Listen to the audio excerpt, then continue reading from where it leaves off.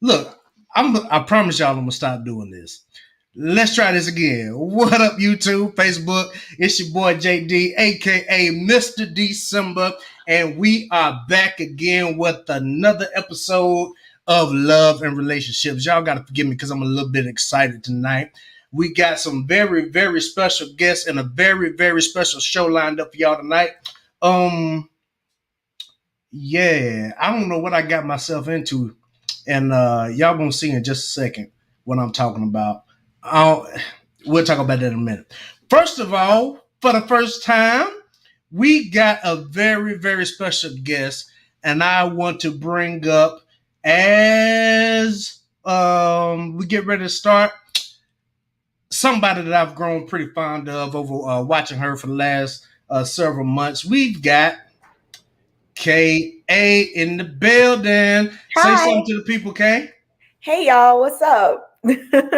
Kay, do you want to tell us a little bit about yourself and what you do, where you come from? um, I some people may have seen me on the Lapeef show.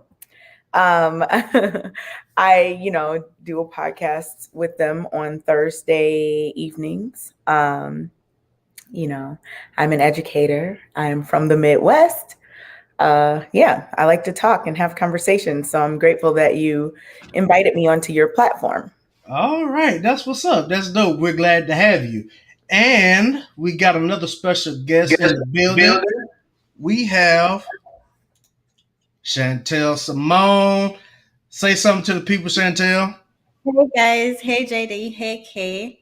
Hi. Um, Thank you for having me. I use my channel to have uncommon conversations about dating and brainstorm ways of how we can become better at dating and relationships. So I'm excited to have this conversation. I'm always excited about the conversations and the topic that JD has over here on his platform. It's always so thought provoking and just exciting to have. So I'm looking forward to tonight's conversation. Cool, cool. Thank you so much. And next in the building, we've got Antoinette. Say something to the Hey people, y'all. Antoinette. Hey, greetings everyone. As always, it's a pleasure to be here. Thank you, JD, again for this time and experience and conversations. I'm ready. All right, let's do it. And we've got another guest in the building. Y'all finna see what I'm talking about.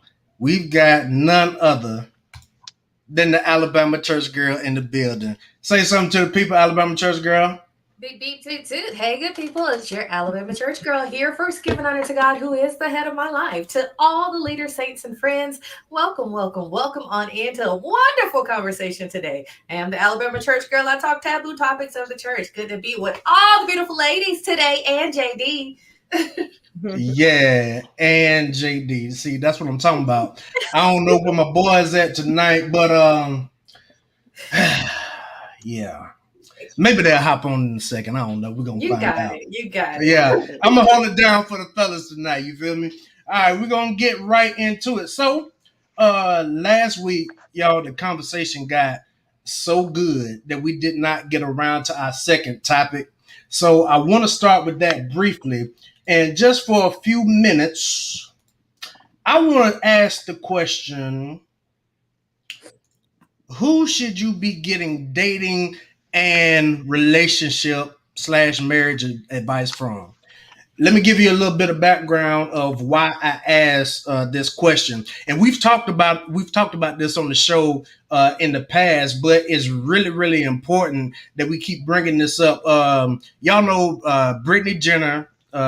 Brittany Renner, rather. I'm sorry, has been in the news lately. Y'all saw that video she put up, and a lot of young girls are taking hold to that kind of advice and taking the wrong advice. And also, I think before on the show, we talked about what age should you start getting serious about marriage on the male and on the female side. So I want to go around the panel, and then I'm going to come around and finish with my thoughts. And I want y'all to talk freely. I want y'all to be yourselves, and we're gonna do the doggone thing. So I want to talk to Kay first, since she's a first timer on the show. Why have black men? Oh, I'm sorry. Who should you be getting your dating advice from? Preferably it should be from your parents if you're in a situation where you have parents that are giving healthy advice. If not, there are definitely plenty of places you can get it from as long as it's coming from a healthy place and a like non-biased place. You don't want anyone pushing a certain like anti this or anti that in terms of just hateful rhetoric onto you. So I think that as you get older, you have to be very discerning and really look at the advice that you're getting and be able to take the advice that could be good for you and maybe not take the advice that maybe doesn't have your best interest in mind, because a lot of people speak from places of hurt, and project that onto others. So I think ideally, you have parents that have a healthy relationship, and then they kind of walk you through these things. And then, you might get some supplemental advice from other places, but they are your anchor. But I know that there are lots of people who don't have that type of foundation. So they really got to be careful about where they get their advice from. Now, if someone does not have that type of foundation uh, to get dating advice from, where would be the first place that they go? Somebody go.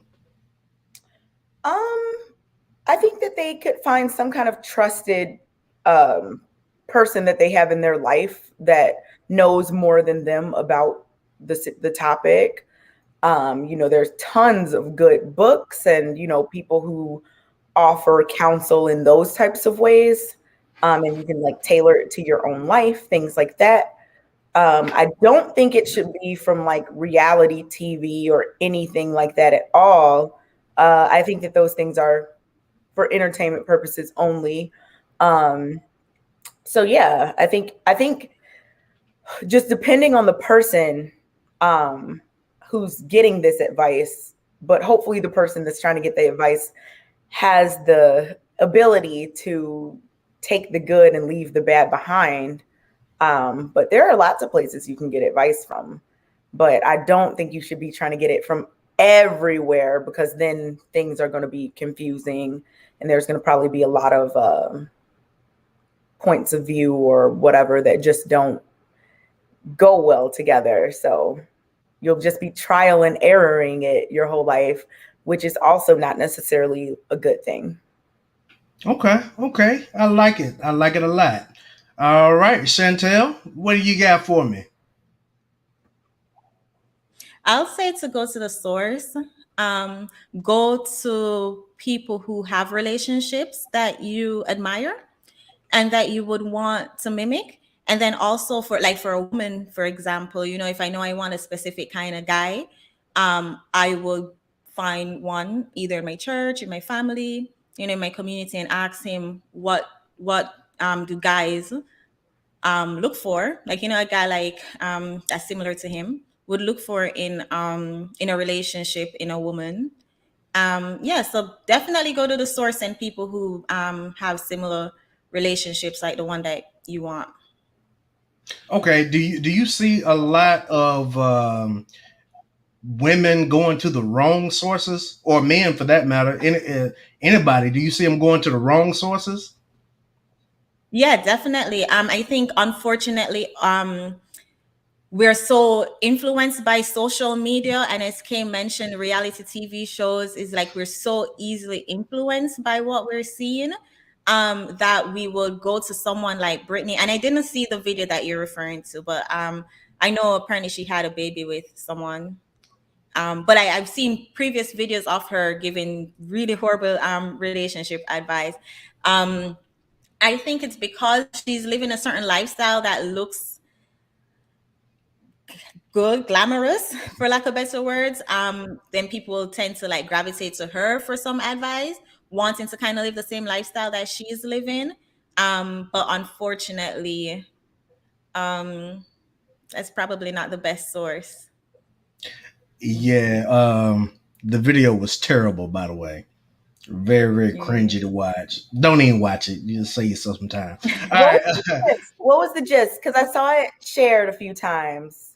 The gist of the I didn't watch video, and I'll before we get off of this topic, I'll go pull it up. But the gist of it was it's stepdaddy season basically, and don't let anybody keep you from being happy and living your life, regardless of if you have a child with them or um, all the usual getting your bag, level up stuff.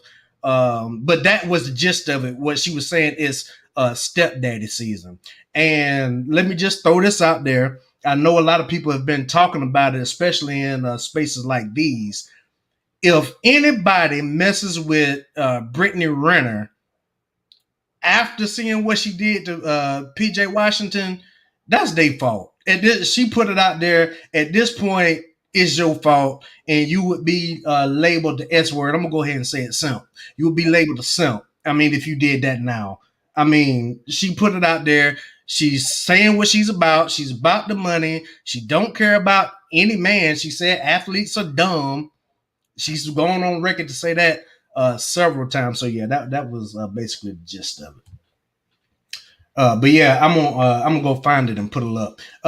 Antoinette, what you got for me? Well, okay. So, advice. Advice is guidance or a recommendation offered with regard to prudent future action. So, if we're putting in future action for advice that we're getting from other people, um, we don't know what goes on in their internal relationships. So, I don't believe you need to get anyone's advice, but you need to ask and listen to experiences so that way you could apply them accordingly. Um, I don't need advice from anybody because if you break down as you're into vices, and vices are um, sick, wicked behavior, bad habits, and moral weaknesses.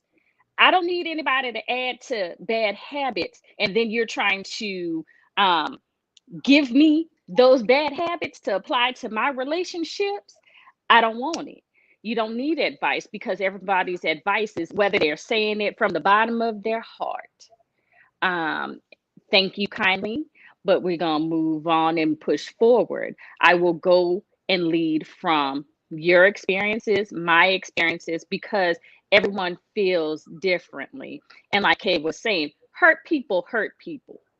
And everybody does not have the proper intentions when they're giving you insight because they're giving you what they have seen within themselves, what they're seeing in sight. So when we start breaking down what we're applying and what we're asking for, we really need to think about and internalize what their mission is because everybody has a mission at the end of the day. And if you're going to apply others' insight and advice to you, you're going to be in a world of turmoil. So I don't think it would be a great thing. Just go about everyone's experiences and apply accordingly. You're on mute. Yo, I'm sorry, I get a little excited sometimes. But shout out to Mr. Palmer. Good to see you in the building, man.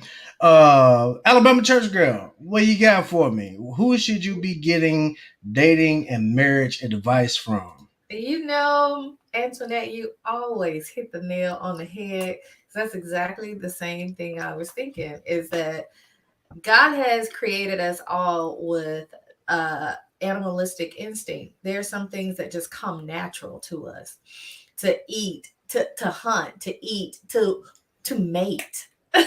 And there's an instinct in us. And when we're attracted to someone, there's hey, those hairs stand up on the back of our head, and you don't have to, nobody has to teach you how to flirt. It just comes natural. No one has to teach you how to go after what you want. It comes natural. And I feel very similar to Antoinette that yeah, advice, not so much. But can I learn from other people's experiences? Yes. I can definitely do that.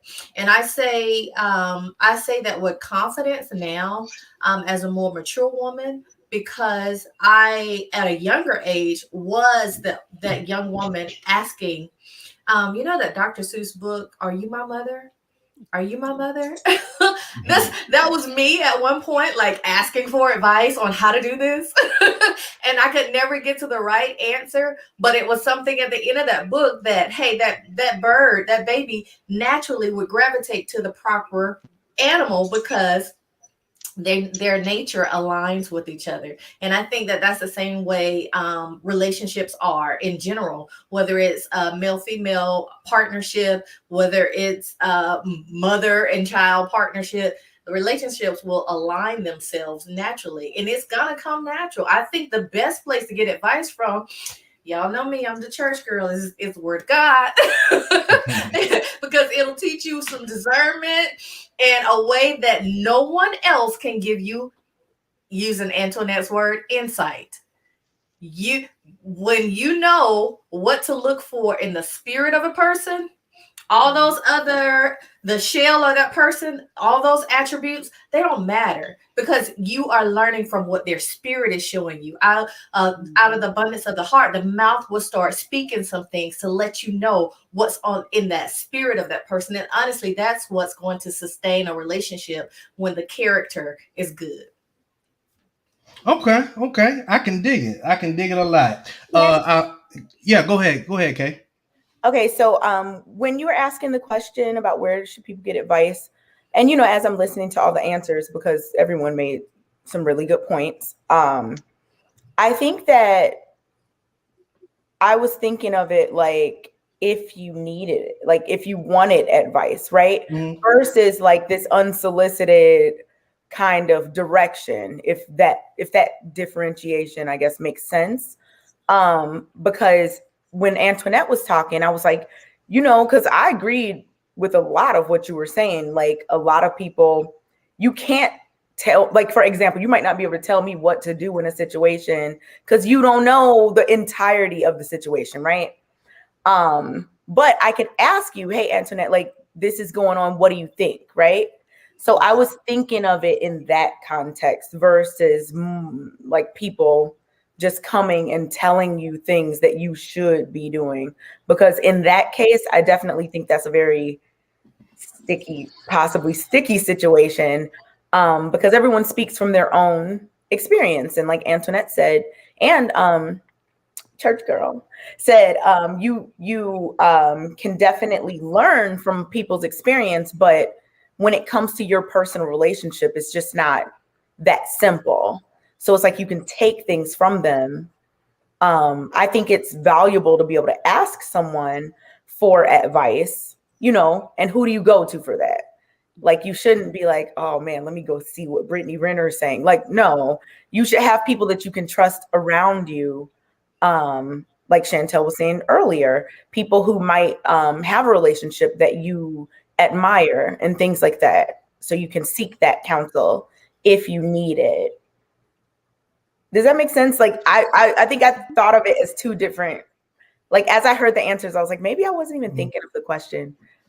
No, no, no, no. That makes absolute sense. And I think that if somebody is coming across spaces like this, uh, typically they probably are looking for some kind of dating or relationship advice. I also think that uh, whatever you're looking for, you should have some kind of circle of like-minded people around you that you can get advice from. However, I also think that you need to make sure that wherever you're getting your advice from, that people are keeping it a stack with you.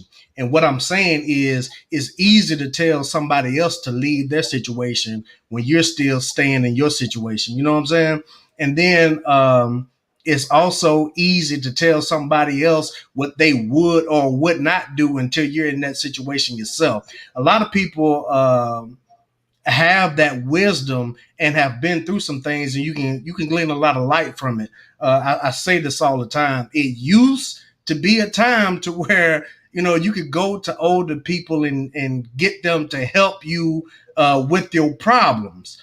But in 2021, now it seems like the older people are just as confused as the younger people. Like, don't nobody know what's going on these days. You feel me? And it's a little bit rough. And I also think I'm gonna piggyback off what Alabama Church Girl said.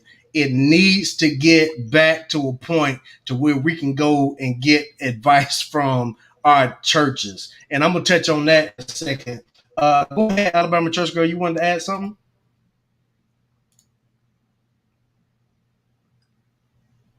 Are you still with us, Val? I am. You wanted to say something? Go ahead. I did. You listen. You're messing me up now, JD. Y'all, all of y'all, just messing me up Mr. because Fiber said baby boomers will set you up for failure. yeah. Well, I was, and then you know what? That's exactly where I'm going with this because when I say that I was asking for advice as a younger adult, a young woman, when I say I'm a church girl, I'm church girl through and through, and that was pretty much all we did was work, church, school. My mom was a youth director, so we were in church at least 6 days out the week. So that's who I went to for advice. And here's the failure: a lot of church women, older church women, have the idea that you stick and stay no matter what. Divorce is a sin, you know. So and you the first man you sleep with is the one that you stay with forever. And that was just poor advice given to me. As a mature woman, I have learned no. You really need to seek from the inside of yourself what's best for you and yourself. Because sometimes you will run into people that you would think and you hold in high regard and high esteem, and they may be, it might be perfectly correct to esteem them highly in one area, but when it comes to relationship, they may be not the best person, not the best influence for you. So that's why I lead back to you have to look inside. You have to even in our more mature women. I'm sure I can learn a lot from those same women that will lead me down the wrong path when it came to dating. I'm sure I can learn a lot from watching their relationships. I'm sure I can learn a lot from the outcome of some of those relationships. But yeah, trying to tell me, don't smile at a man too hard. Don't show your cleavage, girl. All that type stuff. It'll mess you up. It will really mess you up. That's a lie. Chantel, you wanted to say something? Yeah, I wanted to add. I was with Kay with the interpreting the question. At the end of the day, we can't see the picture from inside the frame. Les Brown always says that quote, and I really like it. Coaches are necessary. And not because you get advice from someone doesn't mean that you're going to take that advice. So it's necessary to get a different perspective sometimes. At the end of the day, we're all human. We're not perfect, and we don't know. And that's why I stress asking people who have relationships that you admire. I mean, their relationships probably aren't perfect, but you pick your pieces, you what you admire in the relationship, you ask them. And you can even, I know there's a big thing where I'm going to bring up Kevin Samuels, where he's divorced and people are like, oh, how can you take advice from a divorced man? But sometimes the people who make the mistake is the people who give the best advice, because they can tell you, okay, I did it this way, I messed up this way, here's what not to do. And so I just want to stress, not because you get the advice from the person doesn't mean that you take it and run with it. It's still your responsibility to decide if it will work best for your personal situation, but you cannot see the picture from inside the frame. So that's why sometimes it's necessary to ask for other people's perspective. I like that. And then another thing too, what I found out is that a lot of people will ask you for advice, but they don't like to listen. And I'm guilty of it too. It's been times where I've had older people or peers or whoever telling me, not to go down this road. Then what they don't know what they talking about, and go ahead and do it anyway. And then whatever they said happened just like clockwork. And I think that if a lot of us would become more humble and become more open to know that a lot of a lot of older people were used to know what they're talking about. Somebody knows what they're talking about. You could save yourself a lot of heartache and heartbreak along the way. And then going back to getting advice from the church, I think a lot of people like to talk to me, and a lot of people don't like to talk to me simply because of the fact that I'm gonna tell it to you straight, whether you want to hear it or not, and I'm gonna give you real practical advice. I'm not gonna sit here and tell somebody to come to me with advice. Oh, well, just pray about it. Nothing wrong with that. You should, but I'm also gonna give you something tangible that you can put your hands on and put it to good use at the same time. Might not always be what you want to hear, but I think that's going to be. It used to be the church used to be the cornerstone of the communities, and I think we need to get back to that more. However, um, I don't think we need to beat people over the head with certain beliefs, because at the same time we all human, we all in the flesh, and we all are going to make mistakes from one side of the congregation to the other side of the congregation, from both sides of the pulpit. Everybody gonna make mistakes, and I think that's part of the problem where the church has failed people, because people try to put on a facade, a pseudo halo that everybody in the church is perfect. And that's not the case at all. Matter of fact, I tell my people all the time too, you don't go to a hospital looking for healthy people. You go to the hospital and expect to see sick people. It's the same thing in the church. You should go to church expecting to see people sick and hurting. Everybody is not going to be well. But that's my spill on that. That's enough of that. But I did find the video. Are y'all ready for this? Kay, you ready? Chantel, you ready? All right, let's do it. Yes, I can be.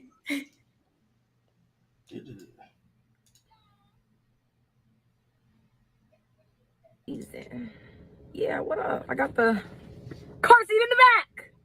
Let's go to the park. Don't let your baby mama or your baby daddy block your blessings. I know in theory it sounds good keeping the same person to have kids with, but that's insanity as well. So if it doesn't work out with them, it'll work out with someone else. Okay? It just will. That's how that goes. And trust me, I know it's ghetto. It is so ghetto being a baby mama, and thinking about multiple baby daddies is scary. But you and my baby gonna be all right. We're gonna be all right. So we're moving forward, onward, upward. Okay. I know a lot of you are skeptical about talking to people with children, but I can assure you, the baby mamas now, today, we don't give a damn. You can have them. I have exited the rat race. I am not a threat. I want you to be around for a long time, not a good time. You can hold my son, put him on your story. I trust his judgment. I really do. I really, really do. I just want you guys to be happy. I swear I do. Now, I'm not a threat, but I can't speak for the other hoes that you don't know about. Maybe odds ever be in your favor. But I am here for it. Okay, like, people move on. Save you should have got the ring first. It wasn't gonna work out anyways. It just wasn't gonna work out. Let's laugh together and let's raise this baby, Oh, it's ghetto. It's so fucking ghetto. In conclusion, stepdaddy season. Big aura. Big lumber, big follow through, need only apply. Hey, y'all. Yeah. Kay, what you think? You know, I don't know anything about this girl, but from that video and what I've heard, it seems like she's in like a maybe joke or laugh to keep from crying situation. Like it's actually pretty unfortunate the way that she's talking. I know that she would want nothing more than to be loved and in a stable, happy relationship with the father, or I don't know how many kids she has or whatever, but I know she would probably want nothing more than that. And just based on my seeing that video, like when she's like, it's not going to work anyway, you adopt that mentality after, you know, maybe she's really beautiful, she's had all these things and still can't get the type of relationship she wants. So at this point, it's just like, whatever, it's not going to work anyway. And that's not excusing, like, you know, if she purposely did whatever or whatever, that's not excusing that at all. But I think that people just really need to get whatever type of support that they need to navigate, you know, the trials and tribulations of life. Let me put it that way.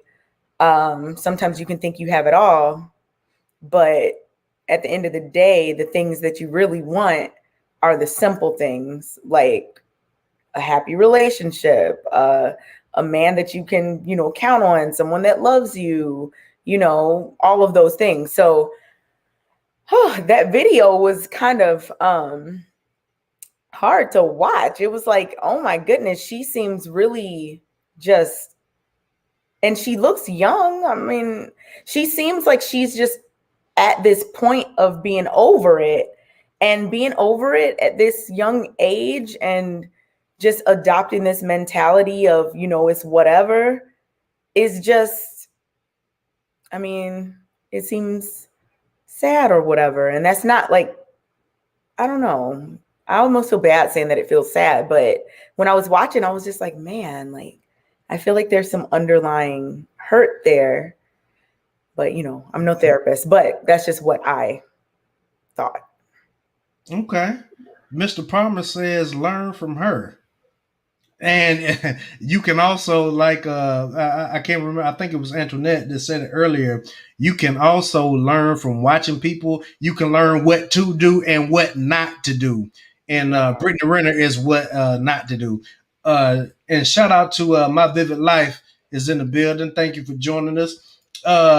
Chantel, what do you think about that video?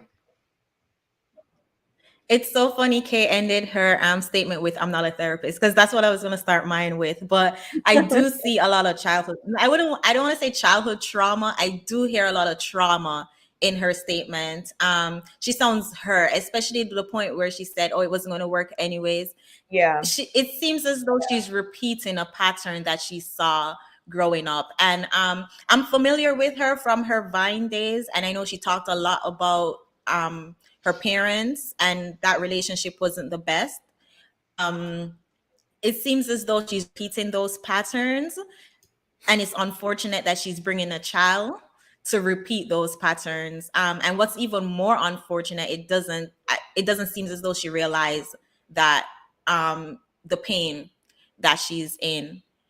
And I mean, it's one thing for her to have that mindset. It's a whole other story when we talk about the woman in the comments that's co-signing and saying, yes, sis, live your best life. It's just concerning to witness. But I mean, as I always say, there's a reason why the 1% is the 1%. There's not everybody is going to think productively to, you know, have a 2-parent household. Let's put positivity back in families. Like, unfortunately, message like that gets the most hype and gets the most support. But yeah, definitely a lot of trauma in that video. Yeah, I agree 100%. And this is for everybody on the panel. Do y'all think that the pain that's clearly in her face and in her voice, I mean, that was cringy to watch. You know what I'm saying? But do y'all think that this is part of the problem of the reason why we don't see more people getting together, and the reason why we see more situations like this, because we have hurt, pain, and trauma that we have not dealt with. And it's Definitely. about Go ahead, I'm Chantel. sorry, go ahead. Um, Even this video, I see a pattern where we treat people as if they're so easily replaceable.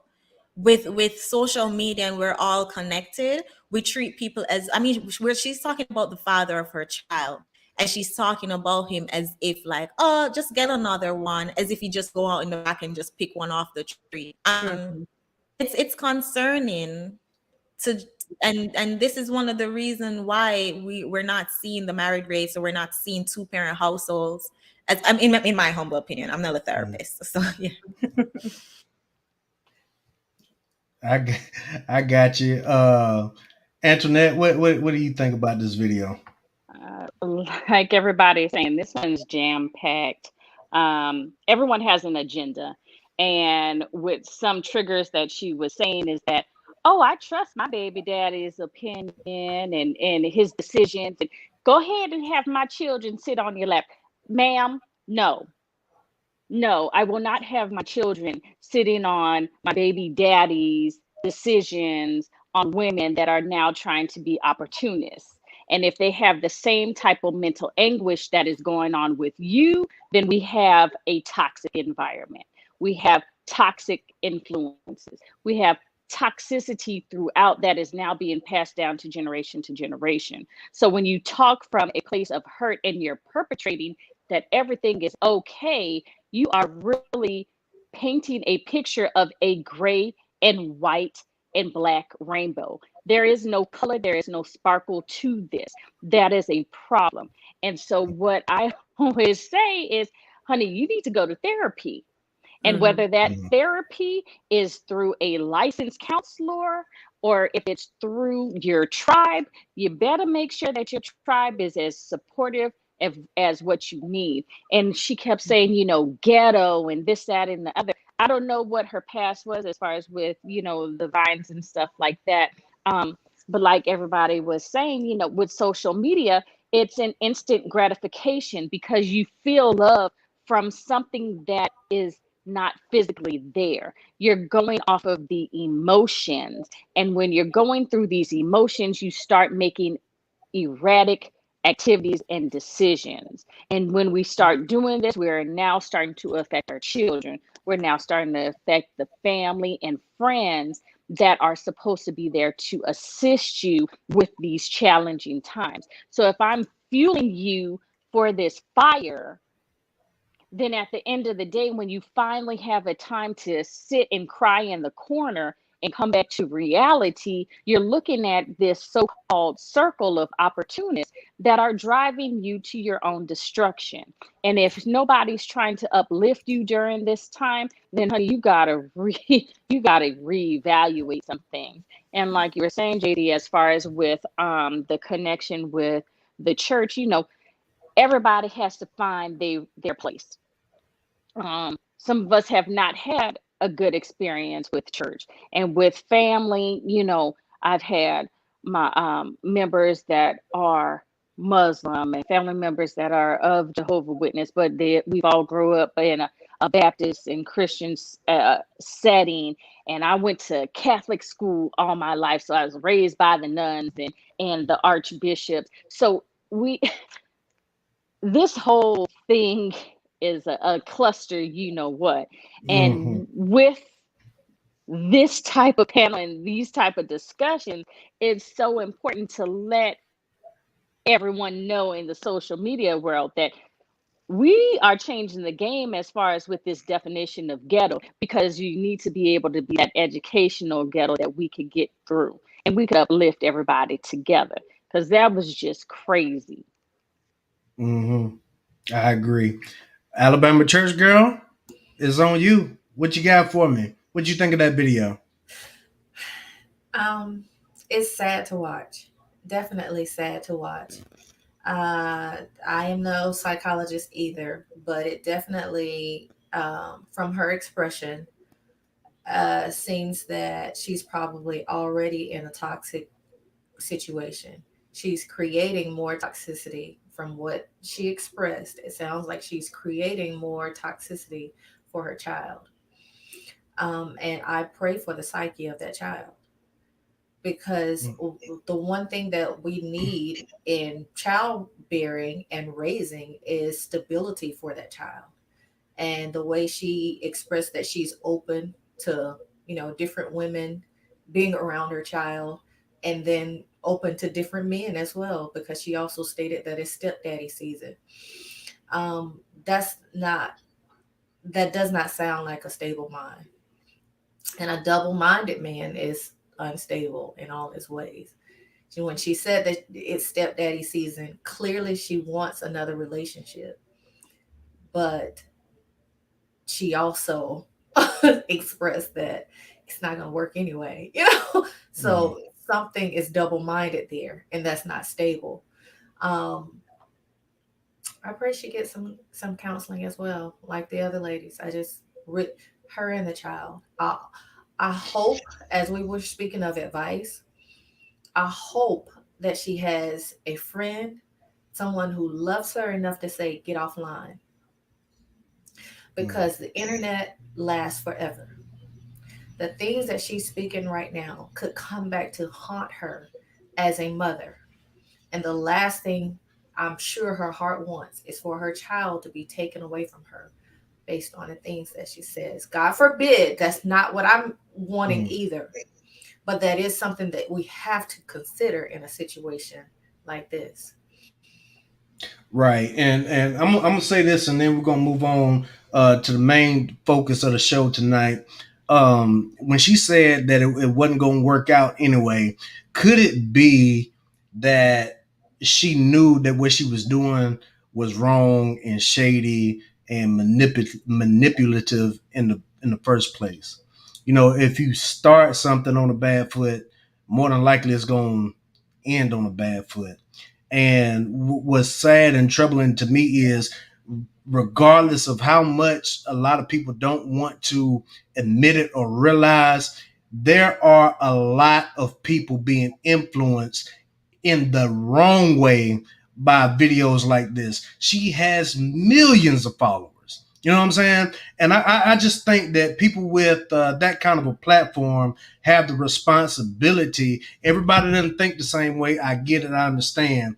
But when you have a platform and you have the ability to influence so many people in such a way, I think you should take that platform and do at least something positive with it. I mean, look at the trauma that's clearly on her, and she's encouraging that kind of trauma on somebody else. But yeah, we're gonna end that topic right there. If somebody want to say Can I just, something, yeah, just to play devil's advocate real yeah. quick. In her mind, she's probably thinking she's doing something positive. She probably doesn't see anything wrong with giving these kind of advice. And I mean, even going back to the point where we said earlier, no one is perfect, no one has all the answers. Even in religion, we all think that our religion is the right religion. We really don't know for sure. So she's giving these advice, she's living life like this. She probably in her head really think that she's doing life right, and she's giving good advice and paving a positive path for young girls. In her head, she probably think it. Yeah. I was thinking not necessarily what you said, but I was thinking of like the possibilities for what could be going on. Just based off of my observation, because I don't know the woman. But it seems like this is like a form of catharsis for her. She has an audience that gives her attention, that no matter what she says, they're going to be like, yeah, girl, or whatever. I know there's going to be a lot of hateful comments too, but there will probably also be a lot that are like, yeah, whatever. So honestly, I think that sometimes when people have this situation in terms of like spilling their whole life out for people to know and saying certain things, it's because like and the cue, like the thing that gave it away for me is like, oh, it's not going to work anyway, right? So we know she has some negative, maybe things that have happened or feelings or whatever, in terms of just feeling like she's not worthy or that no relationship can work with her in a healthy way. So with that being the case, she probably feeds off of the energy that she gets from social media, comments, things like that. Because while people will hate you, there's always going to be people that love you there too. And it's like those people are kind of like, what's the word? Consistent. Let me put it that way. So while a man may come and go or whatever, she's always going to have people on IG saying how good she looks. She's always going to have people saying, girl, you're doing the right thing, whatever the case may be. So I think that it's just, cathartic maybe, or just gives her the feeling that she looks for. And Chantel was talking about it a lot earlier in terms of social media and just the effects. I think that that's definitely one of them. So I don't know if she's necessarily like doing anything on purpose, like, oh, I want to give this advice, or I don't. I think it's more so her trying to get the feedback that she wants, because you can say anything. There's going to be people that hate it and there's going to be people that love it. And you can feed off of that energy however you want. Absolutely. Excellent thoughts. Y'all doing good. Y'all doing real good. I'm loving this. I'm loving it. So if y'all are just tuning in, thank y'all for watching. I want y'all to like the video, subscribe to the channel if you haven't already, and I want you all to comment down below and join the conversation. I've already dropped the link in the chat, so if anybody's watching that wants to come up, you are welcome to do so. Now, this is where I've been trying to get to all week long. The next topic that I want to talk about is, why have black men been considered absent? Y'all see the title, you see the thumbnail. It's not clickbait. We're gonna jump into it, and let me give a little bit of not feedback. Let me give a little bit of context to why this bothered me so much. What's up, Shawanda Moore? That's my cousin, y'all. But let me give y'all a little bit of context of why I wanted to talk about this topic. Antoinette and the Alabama church girl, they know about it, and the three of us, we were in an equal opportunity training for our employers back in March of this year. And there were people from all different kinds of walks of life in this class. It was absolutely amazing, mind blowing. The things that we learned in this class about different races, different religions. Equal opportunity is what's up. That's something everybody needs to know about. But we were doing this exercise while we were in this equal opportunity training, and there was a biracial young lady in there. She was Asian and Caucasian, and we did an exercise about stereotypes. And we went around the room, and the instructor would bleep out something or say something. We had to write down the first thing that came to mind. And the instructor, I remember this, y'all, like it was yesterday, because it hurt my heart, specifically because I'm a black man. Y'all, they said, what's the first thing that comes to your mind when you hear a black male or a black man? And this biracial young lady, that's half Asian and half Caucasian, the word that she said was absent. And you could hear the tension build up automatically when she said that. Matter of fact, you could hear the ooh. Am I lying? It was just like that. And y'all, this question has been in my mind ever since. And Alabama church girl can tell you.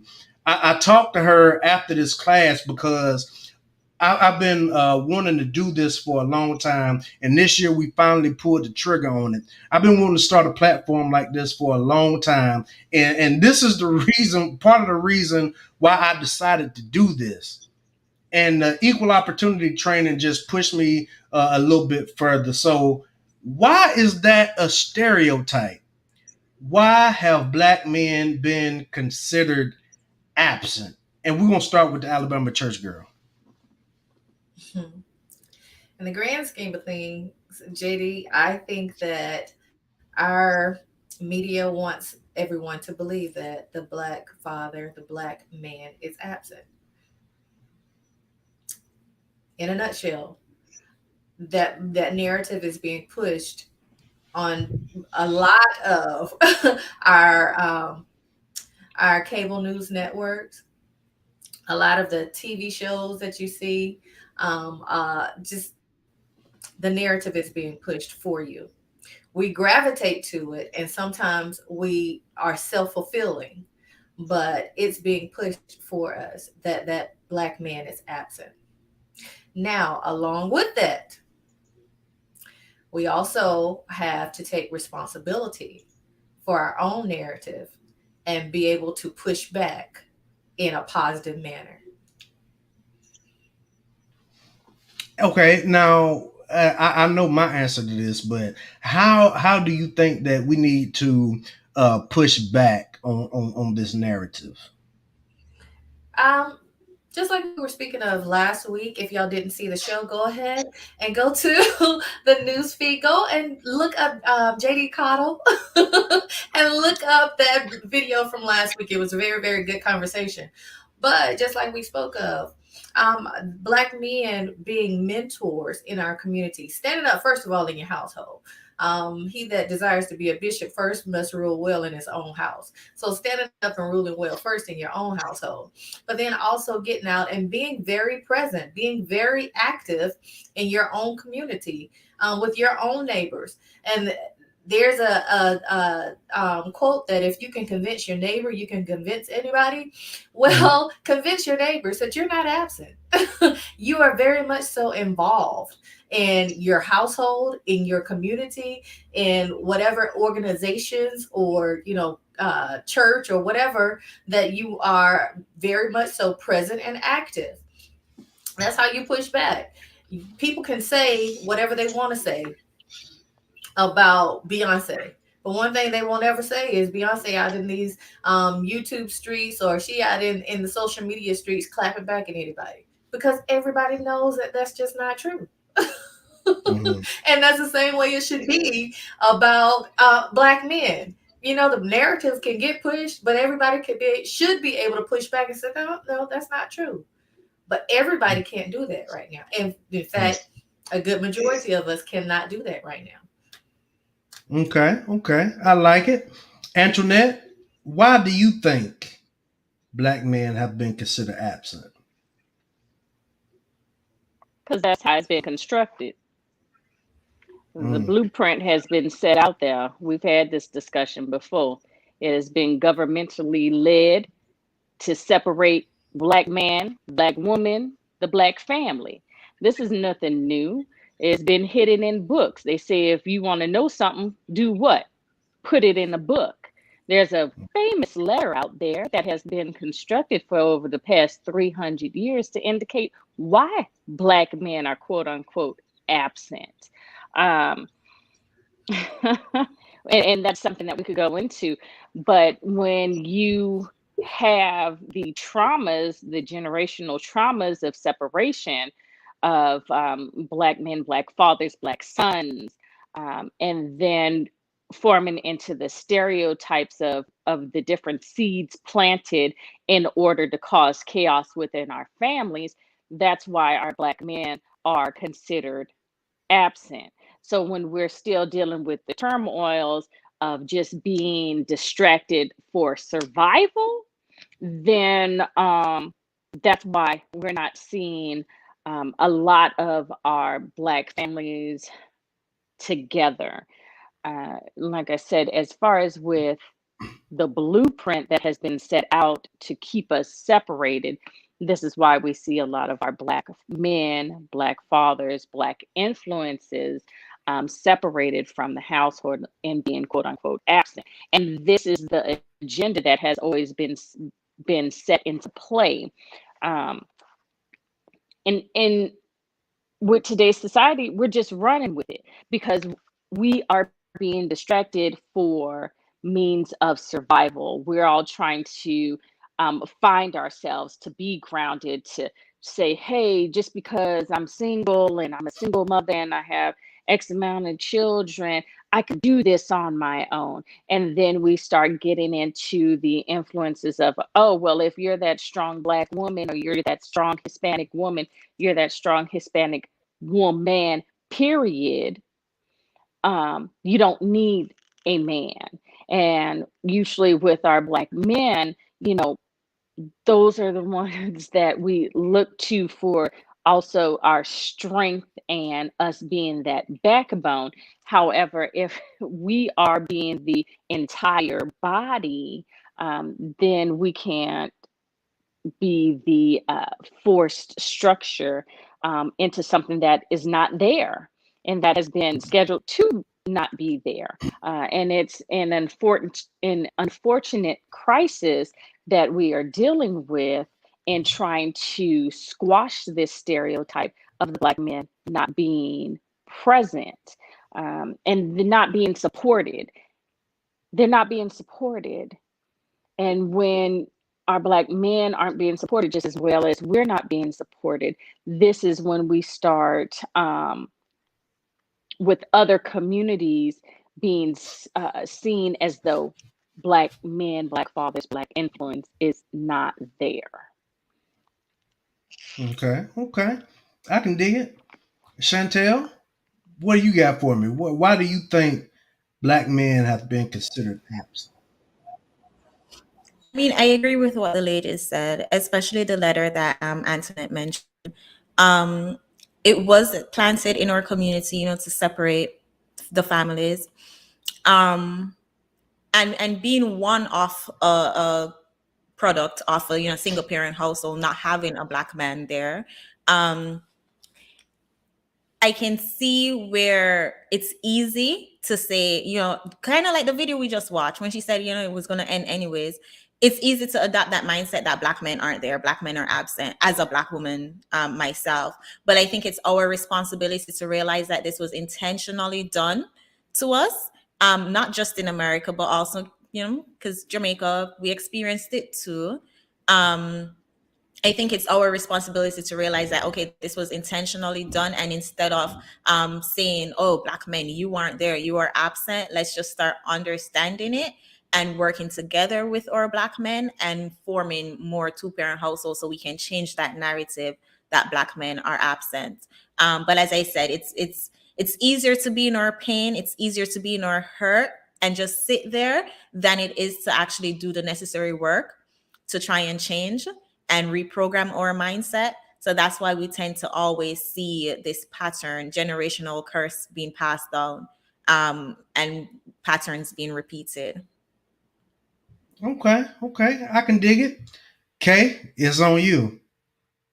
Why do you think Black men have been considered absent? So the reason, I mean, I think it's a really deep conversation. I think the reason that Black men have been considered absent, and I'm going to try to make it condensed, is because it's just like that narrative is part of a multi-pronged attack on Black people, right? So it's pushed in the media heavily. It is just almost like if you just like at the work event or whatever you were talking about, where someone said absent, that's just like a thought that people have. They might not even know any Black people that have Black dads or men that have been absent, but that's just what they think because they've been indoctrinated with a certain rhetoric, if you will. So I think that has a huge play for why Black men are considered absent. I know that there's research about Black men being very involved as it relates to their kids and things like that, even if they're not living in the same house with the kid or the parent or whoever, the mom or whoever. So it's something that's purposefully being pushed. And I think that when you purposefully push a certain narrative for a long time, like a long time, recently it's the media, but in the last hundreds of years, it's been through other means. But you push this thing, you push it, push it, push it. The people that you're pushing it about eventually start to internalize that. Mm-hmm. And then they now are living this thing, whereas they wouldn't have necessarily naturally lived that way. I think about it with like some of my kids, my students. Some kids get called quote unquote bad, right? So they internalize being bad. Mm. And you have to work to undo this. Like, look, you're not bad. You just did one thing wrong. It's okay. We can move on from this. Like, but it quickly gets taken as someone's identity, I guess you could say. So I think the same thing goes on in terms of Black people a lot of the time, and even other aspects. But as we're talking about specifically Black men and absence, I just think that it's a narrative that's pushed through the media heavily. I think that it is very much orchestrated in that way. Like, it's not a coincidence, because I mean, there are tons of men from other races who do all types of things, but we only hear about the extremely negative or just absent things from Black men. And that's not saying that Black men are like necessarily disproportionately on some BS, as you know, it's just a narrative. And if you really look closely, like, you'll see, that's why I said multi-pronged attack, because it's not just this. There's the loud, angry Black woman. There's the baby mama. There's the absent dad. There's the, you know, light-skinned women are better. Dark-skinned women are angry. Whatever. There's all these things at the same time being pushed heavily.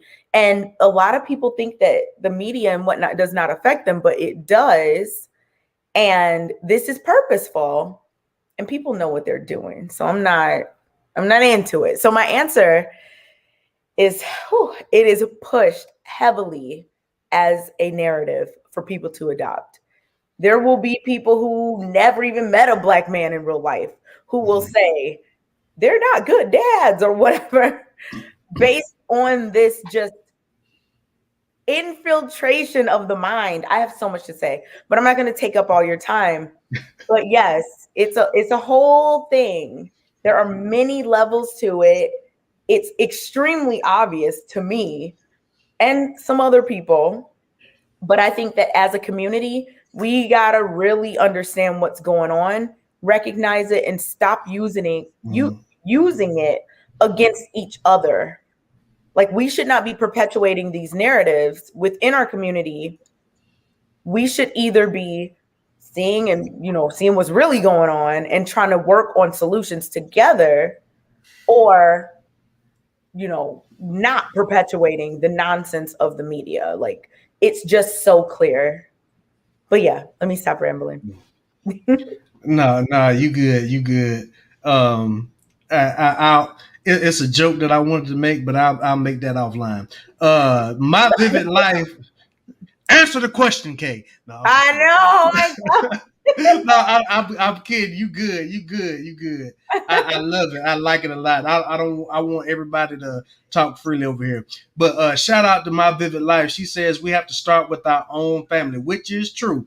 My dad was absent, so it was necessary to have my daughter's present and active. My daughter's father present and active, even though we divorced. Now, this takes a mature person to do this. A lot of people, a lot of couples that divorce, they might get bitter, for one reason or another, and we know that people divorce for different reasons, and it's not always a good thing. Divorce hurts, and it hurts people and it hurts children too.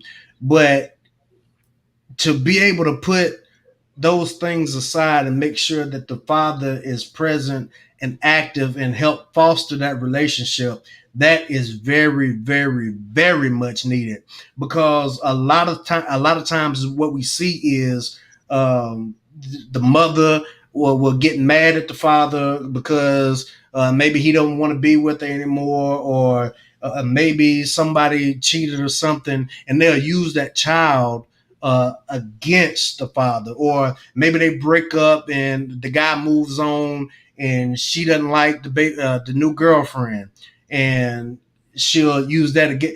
We see all kinds of stories like this, and that should not be so, because both parents are needed.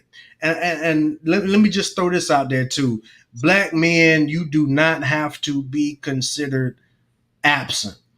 And what I'm saying by this is, no matter what the situation is, if y'all are together or not together, it is our responsibility as black men, as fathers, if we want to be those leaders. A lot of times we have to take this thing by the reins and actually lead in this relationship, because when you're a true leader, you're gonna have to do some things you don't want to do.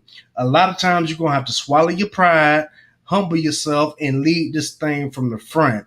So, in a nutshell, what I'm saying is, no matter what the situation is between you and the child's mother, you need to do what's right regardless. It's going to take some resiliency, it's going to take some thick skin, but I promise you, you will be able to get through it. And if you continue to keep doing what you're supposed to be doing and stay on top of your purpose and make sure you're pouring into your children, when they get older and they start to get the cognitive dissonance to really see what's going on, I promise you, your children will appreciate it, and they'll start to see what's really going on behind the scenes. Whether the dad is really a deadbeat dad, or whether it was the mother not fostering the relationship. And what really got me thinking about this too, I saw Kevin Samuels last night on one of his shows. He was asking this lady, well, this lady called in, and she was 20, 21, and she was talking about her dad and saying that he was a deadbeat, but she didn't even know what a deadbeat was. When the conversation started to go on a little bit longer, she had to ask him, how do you define a deadbeat? And then on top of that, she never knew him, never met him, and never heard his side of the story. That happens more often than not, where the men don't even get to tell their side of the story. And then, she kind of had a different tune after that, because the reality is that if you haven't talked to your father about it, you don't know the situation. And I'll say this, and I'll let somebody else jump in. Real true story. I know of a guy that passed away in his early 30s from a massive heart attack. A healthy dude, had no history of any medical problems at all, but he ended up having a massive heart attack because of stress. And the reason was because he was trying so hard to make his marriage work, and him and his wife had separated, and she was making it really, really hard for him to see his kids. But all of this stuff stressed him out so bad to where he had a massive heart attack and died. Again, men don't always get to tell their side of the story. Let's see what Mr. Palmer says. He says, "Stop alienating dads for failed relationship and divorces." That is absolutely right. Yeah, Absolutely right. Yeah, go ahead. so Kay mentioned that this is such a deep conversation.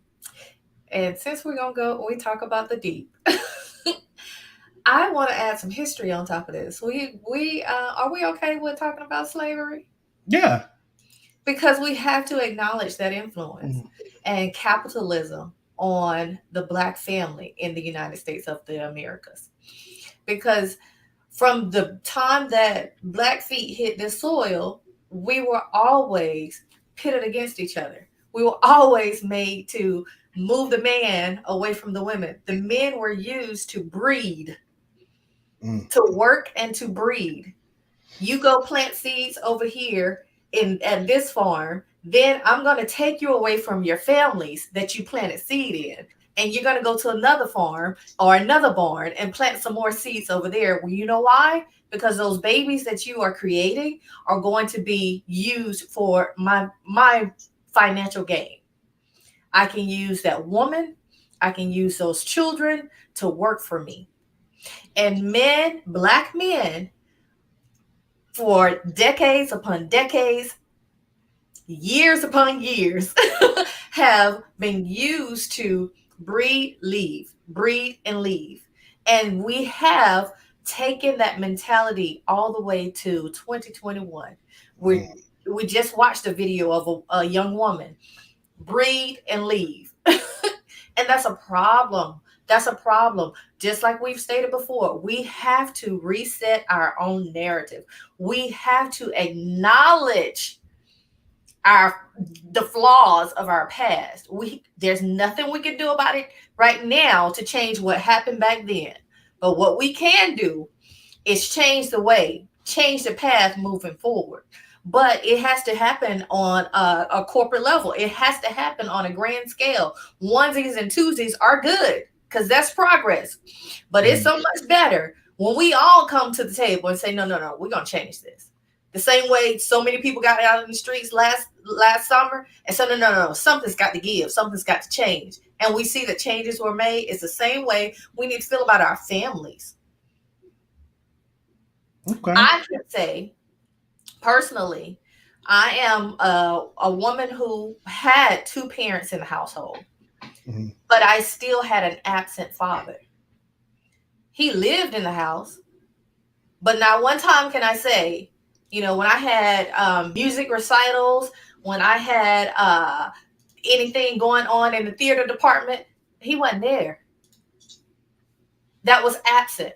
I can't say that he was even emotionally available for me to come to and say, you know what, Dad, I like boys. Give me some advice. I can't say that because it just wasn't there.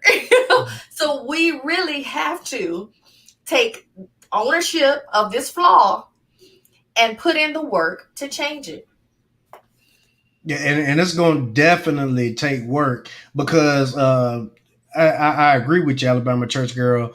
Like when I was growing up, my father passed when I was 9, and thankfully I had uncles and older cousins and people that I could look up to, and I had some really really solid friends too, and some that was not so solid. That's a different story, but we didn't talk to our parents about relationships back then.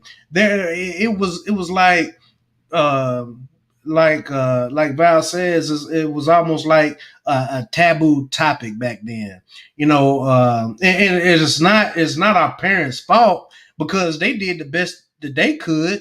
You know, and but it's up to us now to do better and to start having these uncomfortable conversations and to start pouring back into our people. And we need more spaces like this, and we need a lot more male voices to show that there are some positive men out here that's on their grind and that want to have families and want to have children.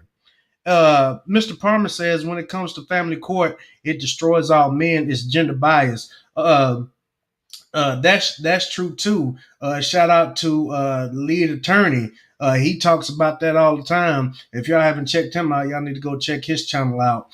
But the lead attorney, he has a lot of information from his 20 years as a family court attorney about exactly what Mr. Palmer is saying. Who? Kate, you had something else you wanted to say? Antoinette, you had something else you wanted to say? No, Chantel, I think we basically, I think that's another thing. Chantel, did you have something else you wanted to say? I I love that Val touched on the slavery thing, because if you really Mm, take a step back and think about it, your grandmom was a slave, like, and then mm-hmm, slavery ended, we got pushed out and said, go figure it out. It's still trial and error for many of us, black people trying to learn how to work with our men trying to learn how to work with a woman. So sometimes, if we really think about it, we have it rough out here, and we need mm. patience with each other. Absolutely, absolutely. I was having this conversation with somebody not too long ago. You know, it's when it gets to the point to where um, I'm not sure of everybody's age here, but I feel confident in saying that all of us are at least in our 30s. When we get to a certain Why do you feel age, confident about that? No, I'm just kidding. what'd you say? I said, why do you feel confident about that? But you know what? Go ahead. Because of the level of maturity that's here. That's why. That's why. Trying to catch you up. Wait a minute. Uh, No, I'm just playing. y'all doing good, but because that good black don't crack, right? That's what's up. But I think that more spaces like this are needed because like Chantel was saying, I think we need to give people a little bit more grace. The same grace that we ask people for, we need to be able to give that same amount of grace too, because none of us are perfect. None of us are going to get it right 100% of the time. But when we get to a certain age, it's easier for us to get stuck in our ways, and it's easy for us to be by ourselves. You know what I'm saying? Because I don't know how y'all feel about it, but I'm the type, I need lots of alone time. And it comes from the fact that I like my peace. Sometimes I just don't want to be bothered. I don't mean anything by it. It's not to hurt your feelings, but at this stage of the game, sometimes I just don't want to be bothered. And sometimes I just don't want to argue. But I need to be able to give people more grace. If it's somebody that I'm dealing with, young lady that I'm dealing with, I need to be able to give more grace because she don't know me like that. And closed mouths don't get fed. If I don't express to her that I need a lot of alone time, then it's gonna bother her when I try to get my alone time. You feel me? So I think that we need a lot of grace, and I think that another reason why this narrative is out there is because black men have not been given the same kind of grace that our other counterparts have. And another thing too, like I read a stat while I was preparing for this. I read a stat that said that black men are actually more active in their children's life than other races of men. And regardless of whatever the narrative is, black men want to have children. The majority of black men want to have children and want to have a family. You know what I'm saying? I'm one of them. I was talking to one of my partners earlier, and everybody seems to be in agreement. In agreement, but I want to ask this one question, and we're gonna get ready to get up out of here. Do y'all think that black male media is needed? Okay, what do you think? Can you clarify what you mean by blackmail media? Black male media, media uh, that's produced by black men, that has the faces of black men, that talk from the perspective of black men. Oh, yeah, absolutely. Definitely. I'm always about black people, male or female, really doing our own thing in terms of the media. It's just so hard because all the distribution companies, Mm, mm, all of the major media, groups or whatever they're called, are all run by non-black people, all of them. 20th Century Mm. Fox, Sony, whatever, all the major media, distribution companies. So I know this is a deeper conversation, but yeah, I do think that black male media is important. It just, I feel like it's so hard for, and this is not just for men, but men and women, to not be like bought out to do nonsense that Mm. perpetuates whatever narrative they want to perpetuate. So it's needed, but it's like, okay, there's also other things that have to go along with that. Let me just put Mm. it. I agree with you 100%. Chantel, what do you think? Do you think that black male media is needed? Yeah, most definitely. And as I always say, the media has been run by women, our perspective, those talk shows, um, it's catered to us. It's definitely necessary to have black male media so you guys can share your perspective and feel comfortable in voicing your opinion, voicing your preferences without being attacked. um, I think even going back to the subjects of black men being absent, with black male media, we can start changing that narrative and changing that belief that so many people have. So, of course, definitely, I think everybody needs to be represented, including black men.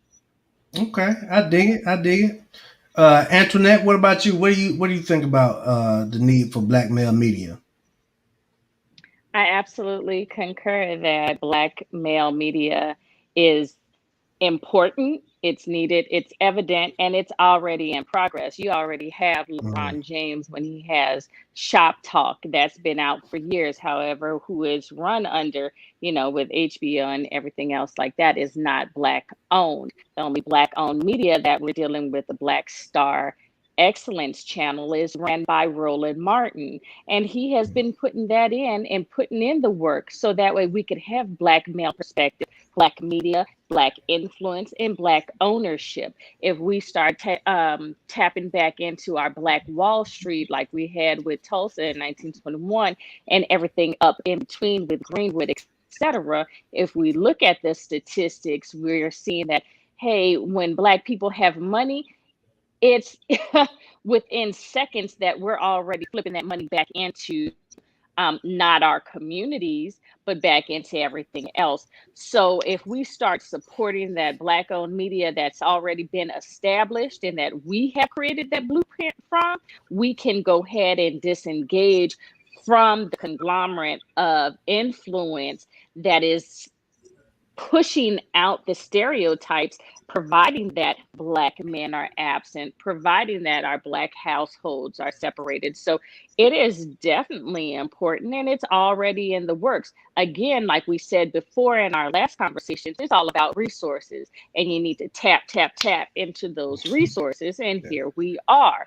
Um, Again, like I said, you have Roland Martin, you have LeBron James, you have Charlemagne the God. You may or may not like him, but at the end of the day, there are resources. I mean, you have everything from Wu-Tang Clan, 36 chamber channels. Let's go. If we gonna go, let's go to it. Yeah. We are out there. Black media, black excellence is out there. It's just a form of support and us becoming in the behavior of discipline in actually supporting the drive, the influence, and what legacy that we are trying to set forward. So, yes, I do definitely agree and concur, and I support Black media, especially for men and women and everyone else in our community. And I Okay. digress. I dig it. I dig it. Alabama church girl, what do you think about black male media? Absolutely. It is definitely necessary. Tell your own story. When you can tell your own story, nobody can twist your words. They Mm. can't twist it and turn your narrative when you tell your own story. Now take that. And I right there with Antoinette. Roland Martin is already. I got so excited when Mm. he. I think he was on TV One Yep. when he Yep. came off of Yes. there because you could tell, you could feel the frustration. that he had under that network, you know, trying to push out the story, but you could tell, even though he didn't say it on there, you could tell there was some censorship. And you can't tell the full story the way you want to tell it when, you know, you got somebody else pushing your words. So I was so excited to see him do his own thing. And it's good to have a big box machine behind you, but we also have to get content with starting from the bottom. Yep. When it comes to media, even I think about, you know, the whole, you know, we're in Montgomery, so I got to think about the civil rights movement. That movement and that bus boycott started on Alabama State campus in their media department, with the media department pushing out flyers, and the message went out like wildfire. Even if we have to get back to pushing, throwing out newspapers to get the media and get the word out, that's probably what we have to do. Go back to a magazine. Those are things that, you know, we have gotten so comfortable with having our news on the cell phone. You know, of course, you got your cable or whatever, news on the computer, getting messages like that. But then sometimes you have to go underground. Sometimes you just have to take that old school approach in order to get the message out. And I think mainstream sometimes overlooks, to their detriment, the Black media. And it's okay. It's okay. I'm glad I was just an asterisk on your page. But understand that my impact is powerful. And what I mean by that is Black media. That impact is powerful. Just referring back to what Antoinette said, is that Black dollar.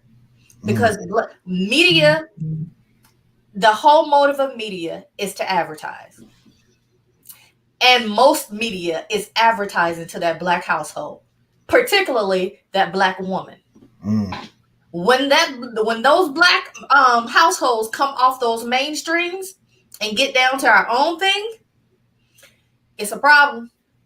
It's gonna wreck some shops. So I think that these big box machines need to pay attention that Black folk gonna get their own message out one way or another. You can either get with us or get out of our way. Yeah, I can dig it. That's what's up. Go ahead, Kay. So while I was listening to you talk, I agree with you. Everything you said, I agree. It just made me think, like, okay. And then also when Antoinette was talking, so there's certain types of content that make them, like, people, you know, in these major, you know, the places that push the content, very comfortable, right?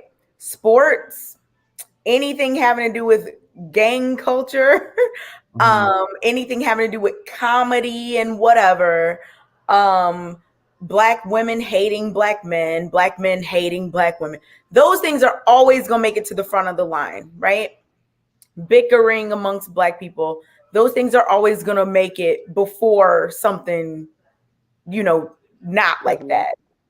So when I think about that, and I was just thinking about what Church Girl said when she was saying, like, you know, what we got to go underground, like it could be like something more grassroots type of situation versus looking to those platforms and media companies or whatever to support things that don't fit the narrative, if that makes sense.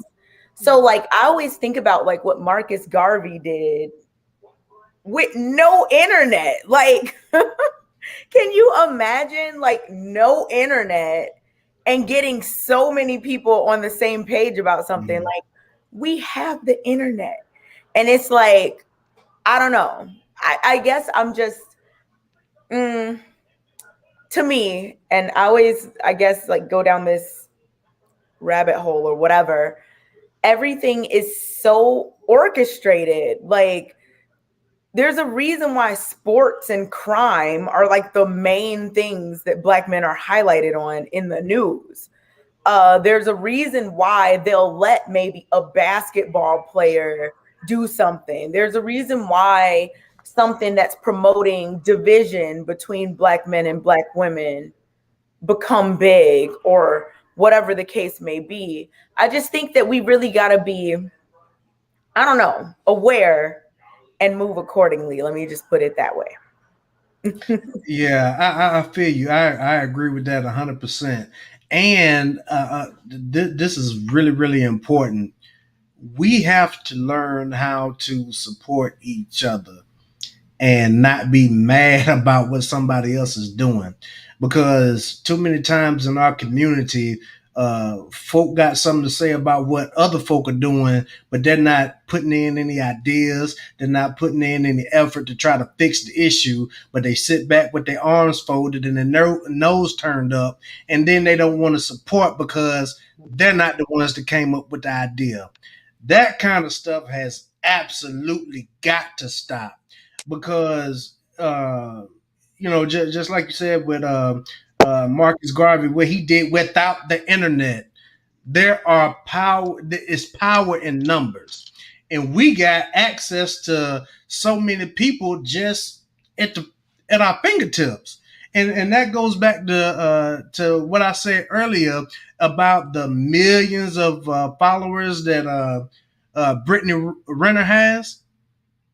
Instead of using your platform for something like that, use it for something positive or go support somebody else. And then you got so many people that will look at your videos, look at your posts, they won't hit the like button, they won't share it, and that stuff is free.